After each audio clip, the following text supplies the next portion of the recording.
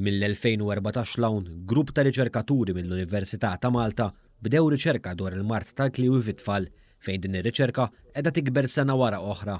Din ir-riċerka bdiet wara li diversi ġenituri ta' trabi u tfal li jbatu minn din il-marda bdew jistaqsu għaliex uliedhom mardu bil-kliwi. Dr. Valerie Sajt Konti, waħda mir-riċerkaturi ta' dan l-istudju, qalet li l-fatturi għal din il-marda għadhom mhux stabbiliti. Huwa diffiċli biex ngħid għalfejn għax hemm ħafna fatturi li jistgħu jkunu involuti.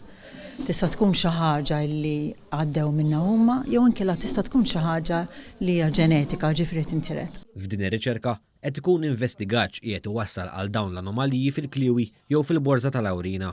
Ir-riċerka tikkonsisti billi jiġbru kampjuni żgħar mingħand pazjenti u l-ġenituri tagħhom. Niġbru l-kampjuni mingħand dawn il-pazjenti żgħar tagħna u mingħand il-ġenituri tagħhom u qegħdin nagħmlu studji fuq il-ġenetika fuq daw il-kampjuni biex naraw hemm xi ħaġa fihom li tista' tispjega għalfejn kien għadha l-problema waqt l-iżvilupp tal-kliwi fil-ġuf.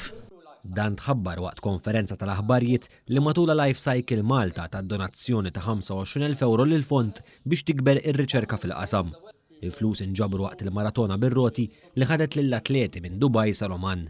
Il-flus ġew ippreżentati lir-rettur tal-Università il-Professur Alfred Vella li taħajr lill-fondazzjoni.